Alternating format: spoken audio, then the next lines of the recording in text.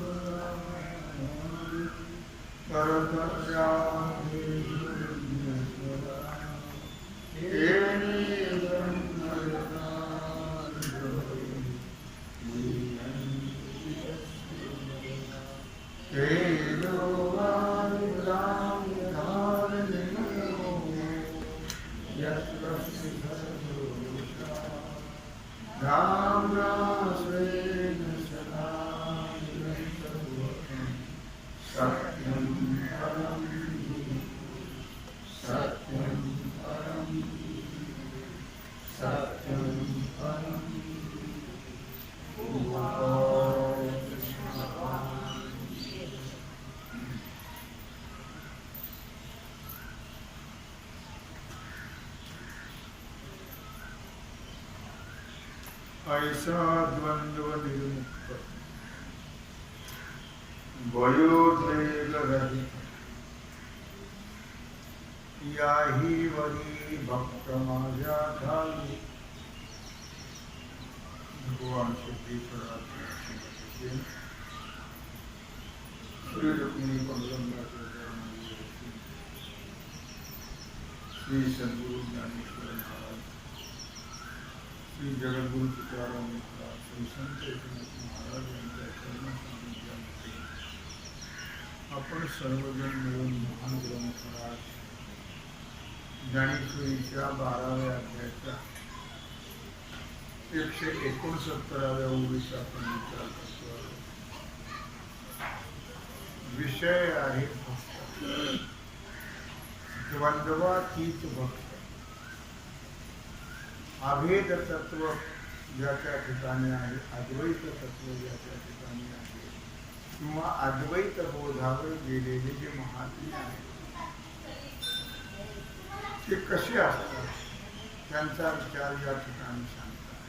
असा आपण या ओळीच्या काल बराचसा विचार केला. अर्थातच याप्रमाणे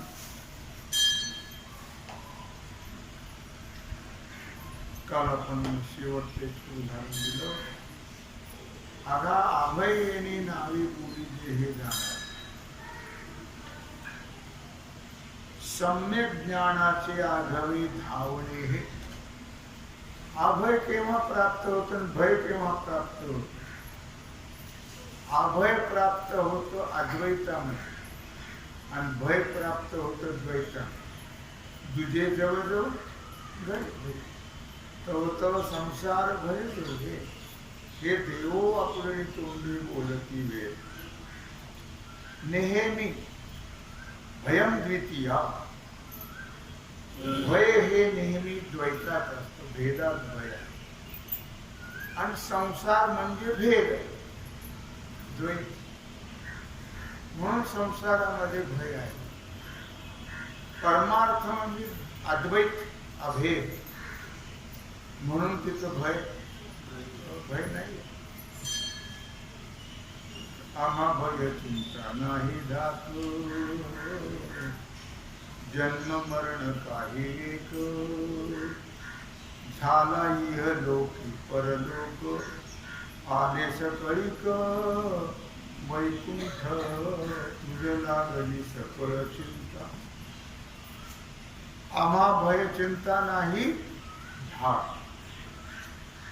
भक्त जर झालं मात्र भक्त व्हावं लागतं. मग आता भक्त व्हायचं म्हणजे नुसतं भक्त म्हणून घ्यायचं का? भक्त म्हणाविता वाटे गोड, भजन मुद्रा बहु अवघड. भजन भक्त म्हणजे भजन करत राहा. एकनिष्ठ एक तत्वाने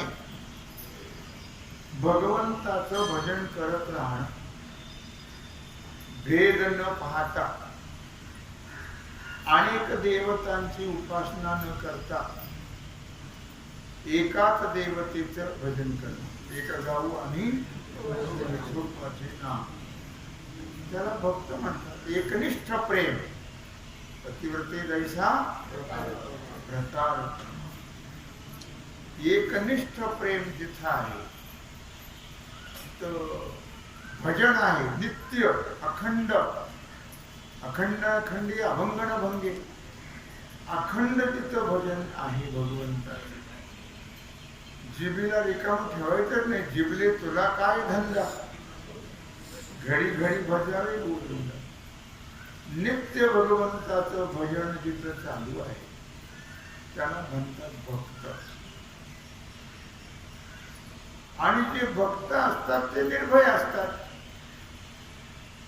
निर्भय का असतात तर जिथं भगवंताचं नित्य भजन चालू आहे तिथं भगवान असतो. म्हणून भय नाही ना. देव उभा मागे तुझे, उगवी कोडे संकट. नेहमीच आपण त्या दिवशी सांगितलं तुम्हाला, मग भक्त यत्र गायन्ति तत्र तिष्ठामि नारद. माझे भक्त गाती जेथे नारदामी उभा तिथे.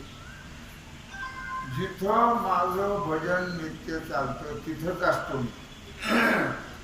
एक वेळ मी वैकुंठीही भानुबिंबीही न योगी यांची मानसे उमरडोनी. मी कुठे ते योगियांच्या ध्यानी ध्या त्यांना पुरशी, तो आम्हापाशी मागे पुढे. म्हणून जिथं भक्ती आहे, जिथं भक्त आहे तिथं भीती नसते. भक्ताला भीतीच नाही. म्हणून माणसाने काही होऊ नये, फक्त भक्त होत जाऊ द्या. म्हणजे भक्त होत जावं याचा अर्थ बोर्ड लावायचं नाही काही कपाळाला, मी भक्त आहे हवं. कोण नित्य भगवंताचं भजन करत राहा त्याला भक्त म्हणतो. दुसरं कुठलंच नाही, फणे नाही ना अंबाबाई नाही, कोणीच नाही. फक्त एक तत्व नाम दृढधरी म्हणा, हरिशी करुणा येईल तुझी. ज्याला पटेल त्यांनी घ्यायचं, नाही पटलं तर घरीच राहायचं. खूप पुष्कळ माणसं घेतली घरी राहतात, पटत नाही. नाही पटलं कामाचं त्याच्याशी काय घेणं नाही. आम्ही कोणाला पटावं म्हणून सांगत नाही. जे ज्ञानोबारायाने वर्णन केले ते सांगतो, जे भगवंताने अर्जुनाला सांगितलं ते सांगतो. पदरमोड नाही, पदरमोड करायला असायला पाहिजे ना पदरात. पदरमोड करायला काही नाही. संती सांगितले ते केले जतन, नाही आज्ञा त्यांची केली उल्लंघन, नाही मतमतांतरा दिले म्हणून. दिनरजनी हरीचे ध्यान हो, येथे आले हो येथे निज कार्य. संती सांगितले ते केले जातं. कुणाला काही वाटण्याचं काही कारण नाही. जे संतांनी भगवंतांनी सांगितलं तेच मानतो. आम्ही काही पदरमोड करत नाही. मग कोणाला पटलं तरी काय आणि न पटलं तरी काय, त्याच्याबद्दल सुखदुःख मानायचंही कारण नाही. हो नाही.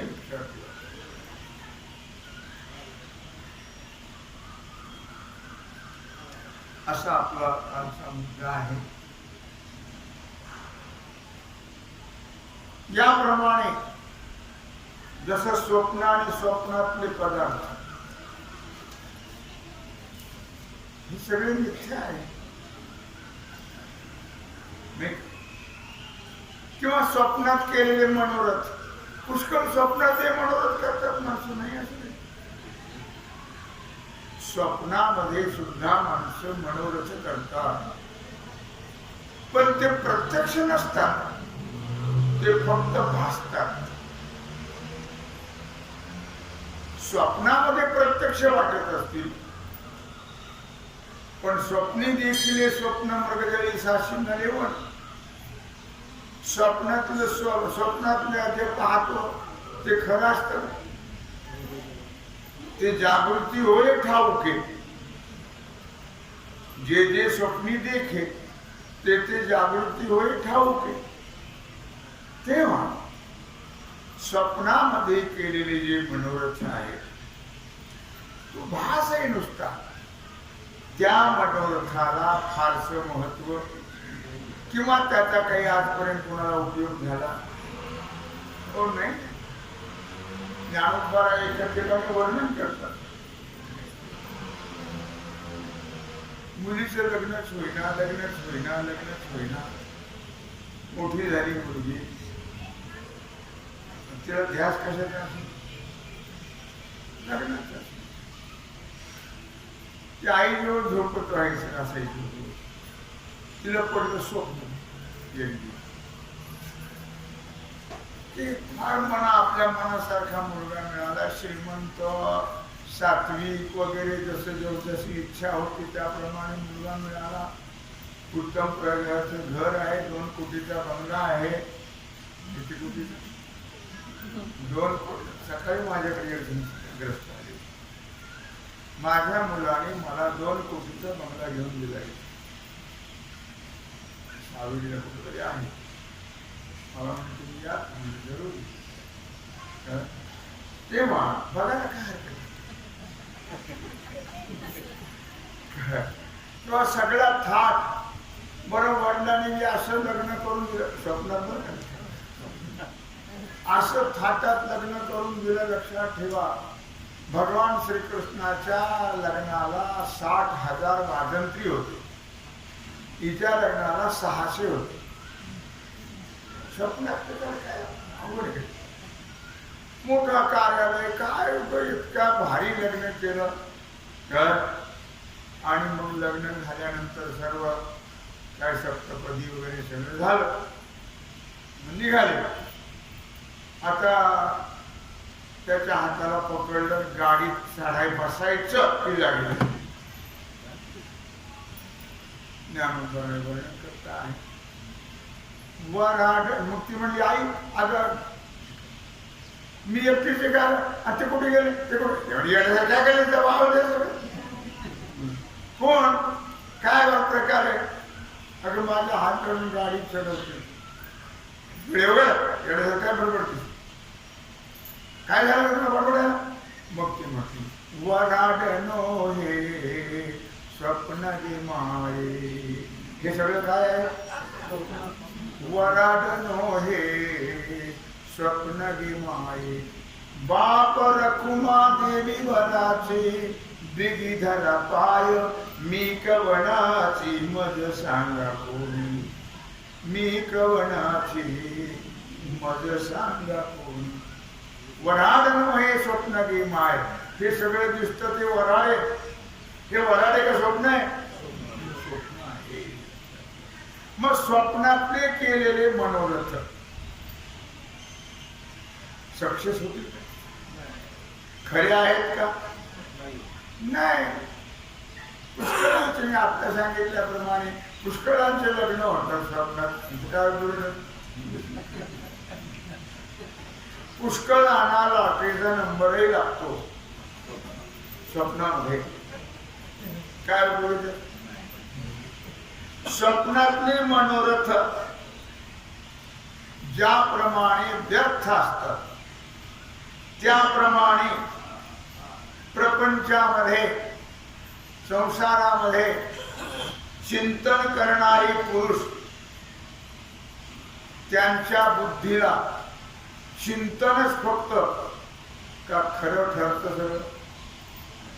चिंतनच. स्वप्नाप्रमाणेच हे स्वप्नच आहे. झोपेत पडतं ते लघु आणि हे दीर्घ स्वप्न. याच्यातून त्याच्यात काही फरक नाही. स्वप्नीचे चेले जाईल डया, ज्ञानदेव म्हणे पाहता पाहिले. स्वप्नीचे चेले जाईल डया. तसं तुम्हाला चेव आला की हे सगळं स्वप्न. चेव आला म्हणजे जागे तुम्ही आता झोपलं काय? नाही नाही म्हणत. तुम्ही झोपला का? झोपेत जाग आली की हे सगळं काय आहे? स्वप्न, मिथ्या आहे. पण स्वप्नीचे चेले जाईल गया. तुम्ही जेव्हा जागे व्हाल, ज्ञान जागृतीमध्ये जेव्हा याल आणि तुमचं अज्ञान जेव्हा जाईल, तेव्हा तुम्हाला कळेल हे काय आहे. मग मात्र तुमची वृत्ती कुठंच राहणार. मग जागे झालं बस, जागे मग तुमची वृत्ती फक्त देवाकडेच राहील आणि सद्गुरूकडे, कोणाकडेच राहणार. पण जाग, जोपर्यंत जाग होत नाही तोपर्यंत भटकंती संपणार. म्हणून उठा जागे व्हारे आता, स्मरण करा पंढरीना, भावे चरणी ठेवा.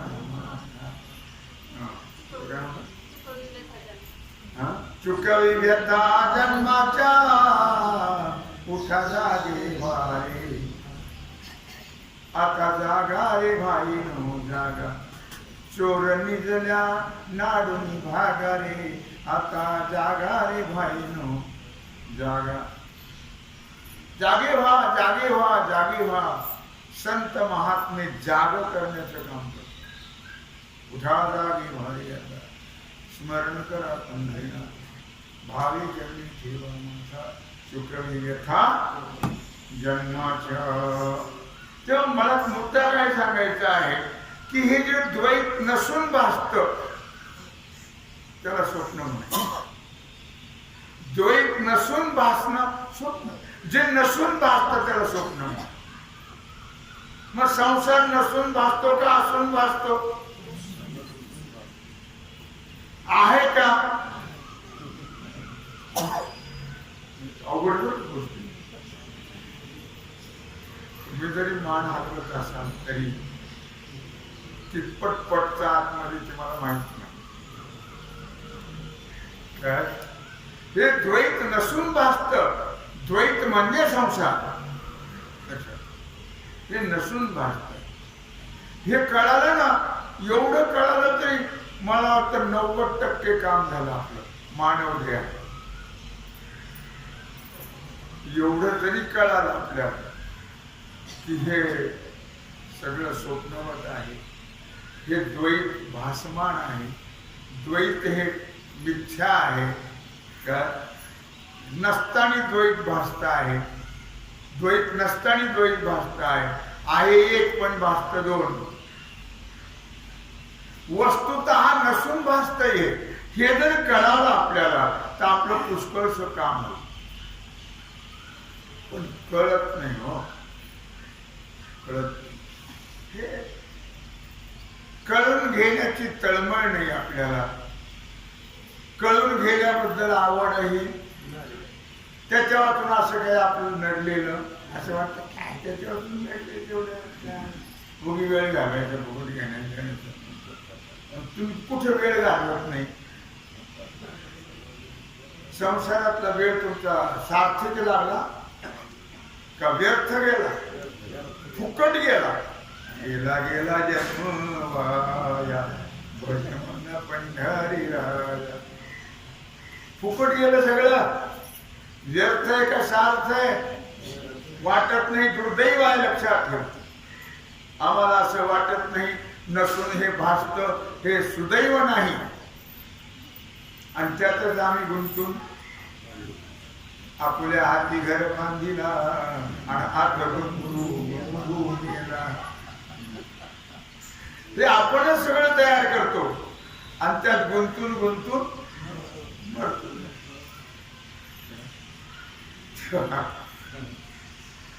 कौशल्याने घर सुदृढ पैकी फार सुंदर आम्ही माऊलीचे वगैरे.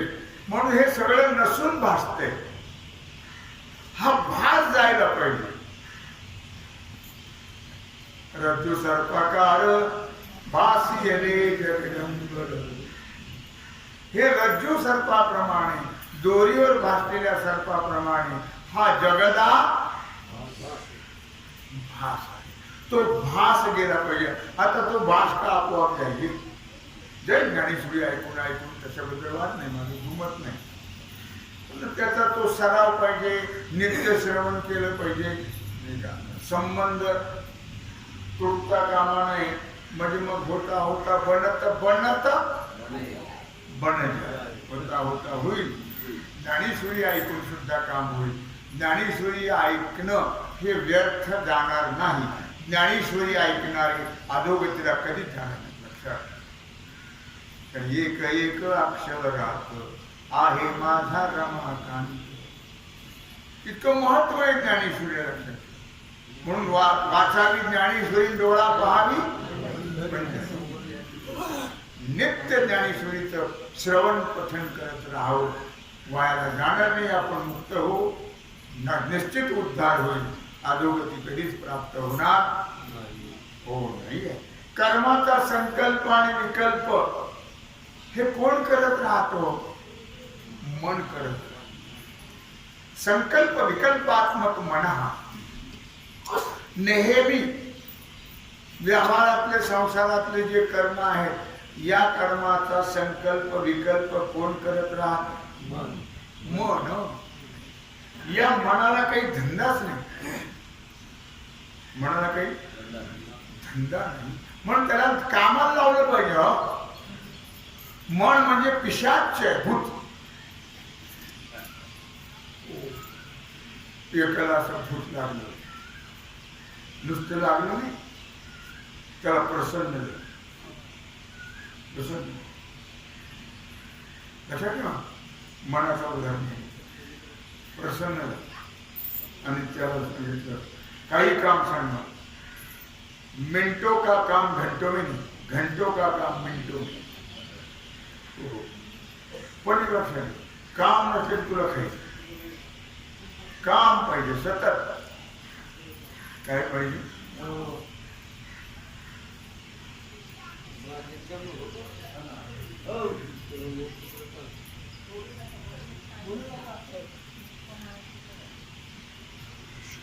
सतत काम पाहिजे.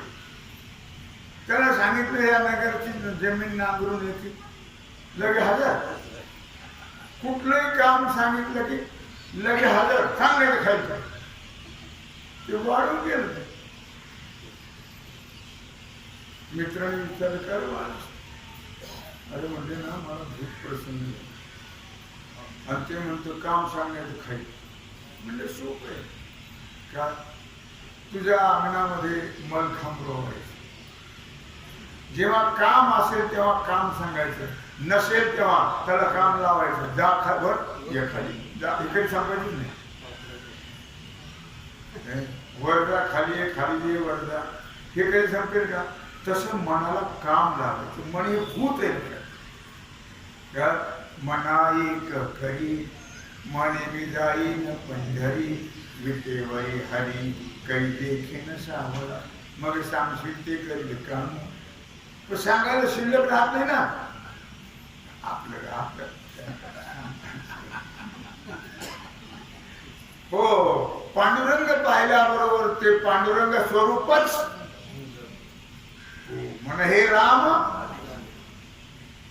दर्शनाला गेल्यावर पांडुरंग स्वरूप मन झालं पाहिजे.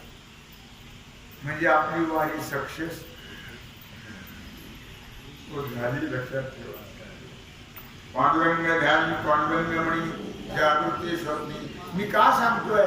या संसाराचे संकल्प विकल्प करणारा कोण आहे? मन आहे. आणि म्हणून शहाण्या माणसाने मनाच्या स्वरूपाच्या ठिकाणी रोधन लय, मनाचा स्वरूपाच्या ठिकाणी लय केला पाहिजे.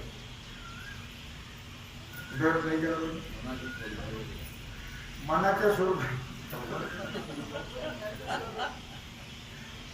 मनाचा स्वरूपाच्या ठिकाणी लय केला पाहिजे. स्वरूप म्हणजे आत्मस्वरूप, ब्रह्मस्वरूप, परमात्मस्वरूप काही म्हणतो.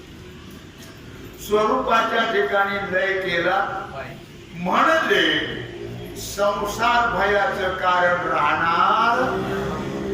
ऐसा द्वंद्व निर्मुक्त भयद्वेग रहित. मग त्याला उद्वेगही नाही. दुःखही नाही आणि भयही ओ मन जर अशा प्रकारे स्वस्वरूपाच्या ठिकाणी म्हणा परमात्मा ब्रह्मस्वरूपा कुठे एकच अर्थ दिलं तिथं जर त्याचा लय केला ते जर एकरूप झालं तर मग भय राहील. भय मनामुळे आहे हो. भय कशामुळे आहे? मनामुळे. मन संकल्प विकल्प करतो. त्या खेड्यामध्ये पूर्वी गाड्या नव्हत्या काय खेड्यातली माणसं 4-4, 6-6 मैल असे पायी जायचे बाजारात. पायी यायची ते साधन नव्हतं. आता सगळीकडे जवळपास साधनं झाले. आता काही तसा प्रकार राहिला.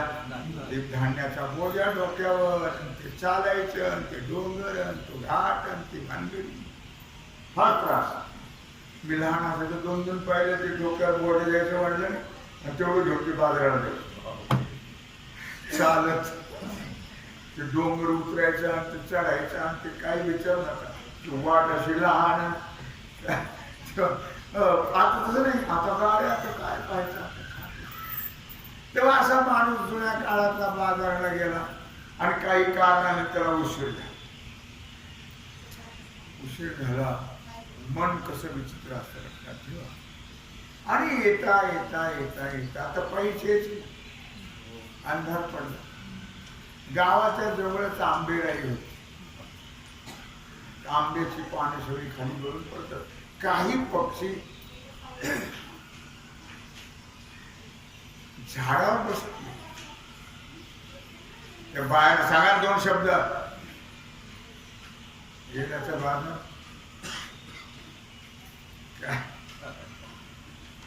तिथं काय चाललंय आपण कशाला बोंबाला वगैरे कळत नाही लोकांना.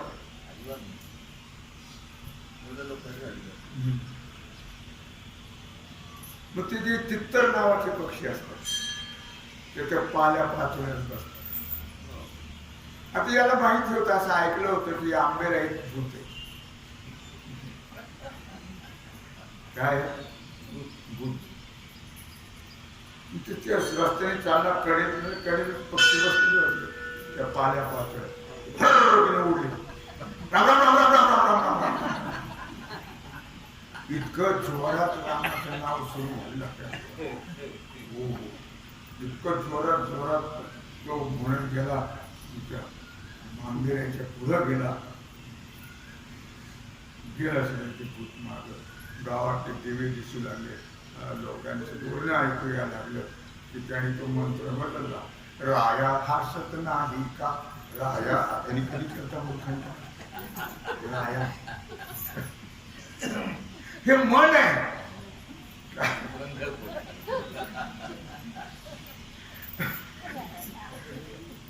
संकल्प विकल्प करणार काय आहे?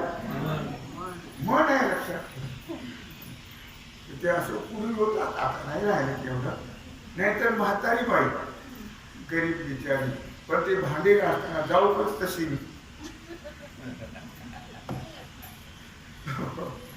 असा प्रकार. संकल्प विकल्प कोण करत? मन करत. लक्षात. आणि मग मनाचं जे मन जे आहे ते स्वस्वरूपाच्या ठिकाणी लयरूप झालं. कळलं? मन लयरूप झालं की मग संसाराचं भय राहत नाही. हो, संसार म्हणजेच भय आहे. संसार म्हणजे भय आहे. मग संसाराचं भय द्वैत म्हणजे भय.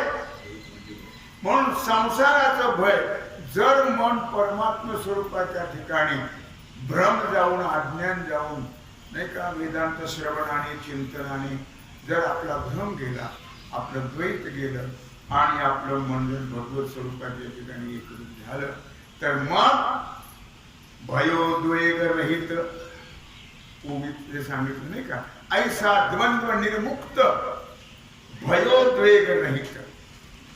मग द्वंद्वातीत झालेला महात्मा ज्याच्या ठिकाणी भय नाही उद्वेग दुःख हो नाही लक्षात ठेवा राहणारच नाही. श्रीमद भागवतामध्ये 11व्या स्कंदात 2ऱ्या श्लोकात असं सांगितलेलं आहे की जोपर्यंत मनुष्य भगवंताच्या अभयप्रद चरणारविंदाचा आश्रय करत नाही, पुरुष लोक दिलाय तो मस्त, जोपर्यंत त्याचा आश्रय करत नाही, कुणाचा अभयप्रद असणारे भगवंताचे चरण कमल, त्याचा जोपर्यंत आश्रय करत नाही तोपर्यंत त्याला धन, घर, बंधू वगैरे यांच्यामुळे भय निर्माण होणार, शोक निर्माण होणार, लालसा, दीनता, लोभ वगैरे या गोष्टी ज्या आहेत त्या निर्माण होणारच. जोपर्यंत भगवंताच्या चरणारविंदाचा आश्रय मन करत नाही तोपर्यंत भय राहणारच, तोपर्यंत दुःख राहणारच. वास्तविक पाहता कोणी दुःख देत नाही आपल्याला, आपलं मनच आपल्याला दुःख देत. काय हो, कोणी भाऊ देत नाही, कोणी घर नाही, दार नाही, घरामुळे त्रास होतो, धनामुळे त्रास होतो, धनामुळे त्रास होतो. धन मिळवायचं कष्ट, दुःख मिळालं सांभाळायचं दुःख, गेलं तरी दुःख, दुःख धनाचं आहे. घराचं दुःख, भाड्याचं घेतलं तरी दुःख, बांधलं तरी दुःख, रंगवटी करायची दुःख, पडलं तरी दुःख, दुःखच आहे. भाड्याच्या घराला जर जास्त पैसे घ्यावे लागतात, याला कमी घ्यावं लागतात एवढं, पण हे भाड्याचंच आहे. दरवर्षी पावती आली की भाडं द्यावंच लागतं, नाही तर आपलं काहीच नाही हो. पण माणसं उभी रिकामं माझं माझं कबाड द्वैतात दुःख भोगत राहतात माणसं. म्हणून धन, घर, बंधू कोणीही दुःख देत नाही, आपलं मनच आपल्याला दुःख देत राहत, तेच त्रास देत राहत. म्हणून जोपर्यंत त्याच्या जवळ मीपणाचा दुराग्रह आहे, मीपणाचा आणि माझेपणाचा दुराग्रह आहे हा, कारण मी नाही आणि माझं काहीच नाही. मी काय सांगतो, द्वैतात भय आहे. मग मी माझं हे कशात आहे? द्वैतात आहे. मी कोणी नाही आणि माझं कोणी नाही. मी देह म्हणतो, देह मी नाहीये. देह हा पाचाचा आणि लावूस नाही, भाड्याने घेतलेले, भाडुत्री आहे. देह संबंधी सोयरे धायरे संपत्तीचे लोक, निर्वाणीचा एक पांडुरंग. कोणी नाही, कोणाचे माय बाप, कोणाचे गणगोत, मृग जळवत जाईल रया.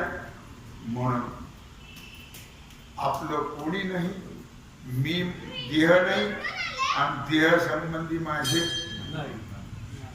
पण हे दोन्ही जे भ्रम आहेत याला अहम अध्यासन, मम अध्यासन, हे फार दुःख देतात जीवाला. मग तो अहमपणाचा भ्रम गेला पाहिजे आणि ममपणाचाही भ्रम, अहम मम हे दोन्हीही भ्रम गेले पाहिजेत. हे दोन्ही भ्रम त्रास देतात जीवाला. कुठपर्यंत त्रास देतात?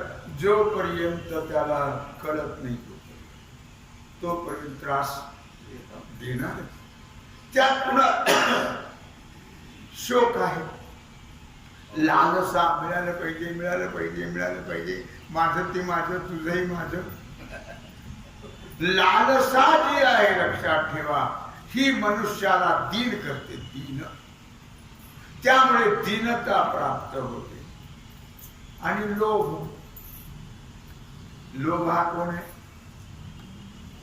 लोभ हा कोण आहे? लोभ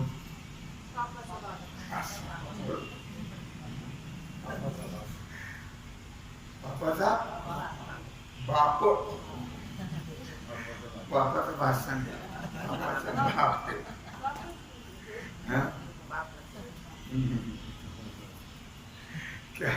त्या दिवशी मी गोष्ट सांगितली नव्हती, मला लक्षात नाही.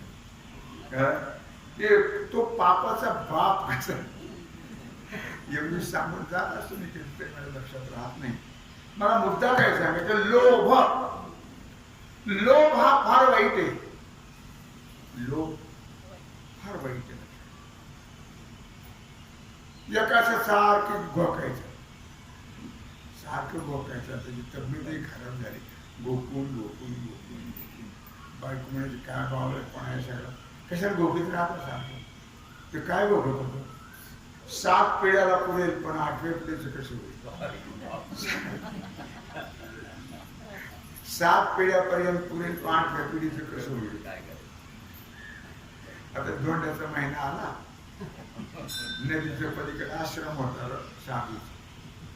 ती म्हणजे एवढा शिदा घेऊन जा बरं त्यांना द्यायला एवढा जा म्हणजे जा ओके कशी मनात म्हणजे त्या तोंडात नाही शहाणपण न करू जाऊ मनात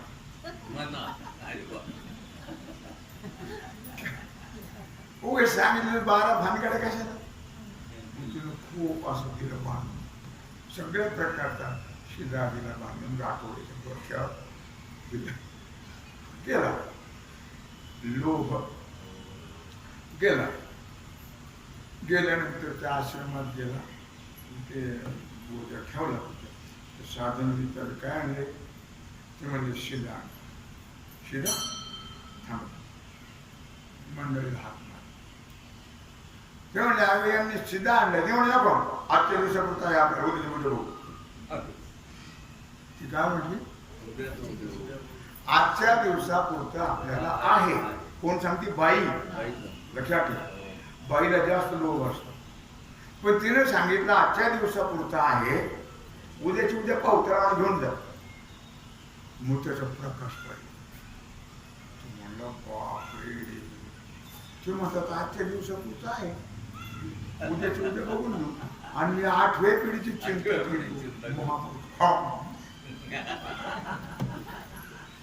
थोडी मारून घेऊ. साधू म्हणलं असं काय करतो नाही म्हणलं तुम्हाला फार कळलं आता चिंता करणार नाही. लोभ मनुष्याच्या ठिकाणी जो लोभ आहे तो माणसाला जास्त दुःख. हे सगळे विकार दुःख देणारेच आहेत लक्षात. मग लोभ त्याला जोपर्यंत आहे तोपर्यंत त्रास होणारच. संसारातला सगळ्यांनी आपला आपला विचार करा. प्रदर्शन मांडण्याची गरज नाही. आपला आपला विचार आपण करायचा. आपल्या ठिकाणी काय आहे. आमचे गुरुजी सांगायचे आपण पापी आहोत का पुण्यवंत आहोत. सोपं आहे त्यात काही गणिती अवघड आहे ते फार अवघड. तिथे बाई एक चालला होता रस्त्याने मी तुम्हाला सगळं सांगितलं नाही गोष्ट. आणि ते वेश्येचं घर होतं ती माडीवर होती. गावात कोणतरी मेलं होतं आणि तो माडीपासून चालला होता. त्या बाईने सांगितलं का म्हणली तेव्हा स्वर्गाला गेला का नरकाला गेला बघून ये. ते ऐकलं आश्चर्य वाटलं. काय म्हणती जा स्वर्गाला गेला का नरकाला गेला बघून ये. अरे बापरे वेश्या आहे ती. त्याला गंमत वाटली. गेला वरती. इथे कशाला आला म्हणलं मला काय काय तुझं काय काय मला विचारायला मी तुला काय विचारायला तुम्ही आता काय सांगितलं त्या बाईला तुमच्या सेविकेला. तो गावात माणूस मेला तो स्वर्गाला गेला का नरकाला गेला बघून मग तुम्हाला कसं कळलं.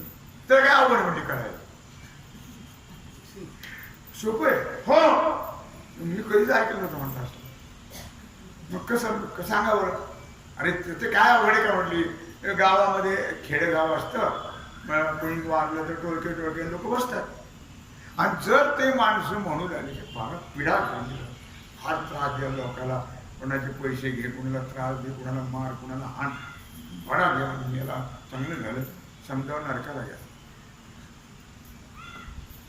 आणि जर लोक दुःख करत असतील रडत असतील 10चा पोशिंदा होता खूप परोपकारी होता गोरगरिबाला जाणणारा होता खूप सेवा करणारा होता वाईट झालं समजा स्वर्गाला गेला. तसा हा लोभाचा प्रकार आहे.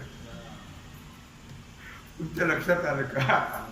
तसं हा लोभ मनुष्याला त्रास देतो दुःख देतो विनाकारण. काही काय त्याचा फायदा आणि तोटा.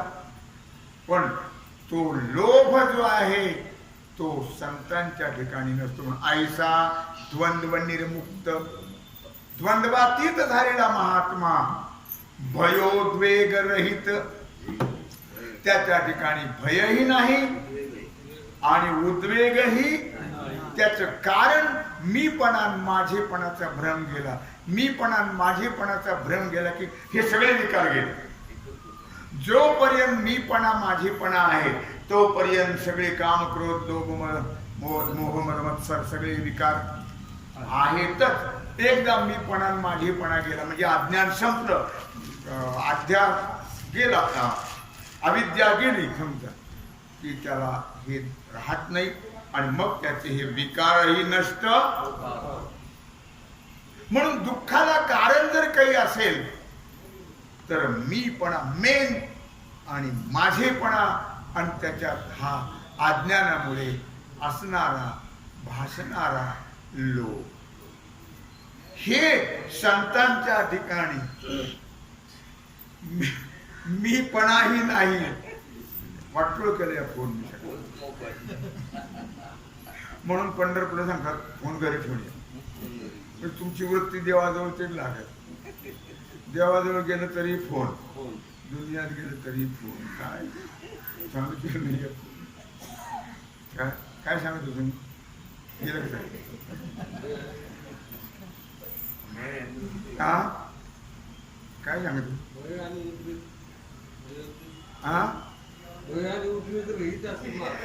मीपणा आणि माझेपणा जाणं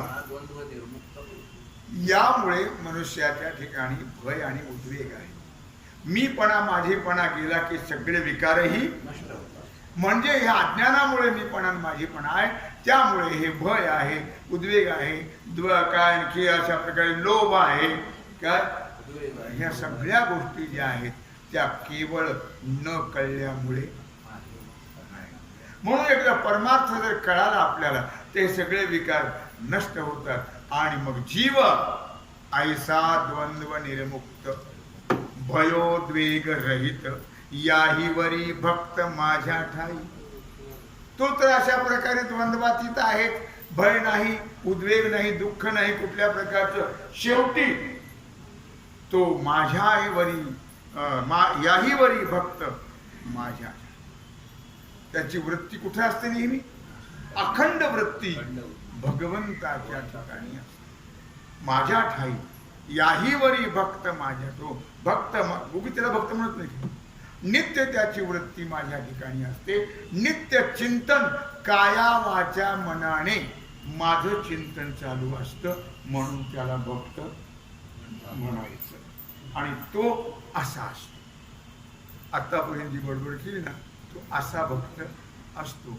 तेव्हा झालेली सेवा भगवत चरणी समर्पित करून राहिला जो सेवेचा भाग आहे तो आपण पूजा. कुंडली कमरदे श्री ज्ञानदेव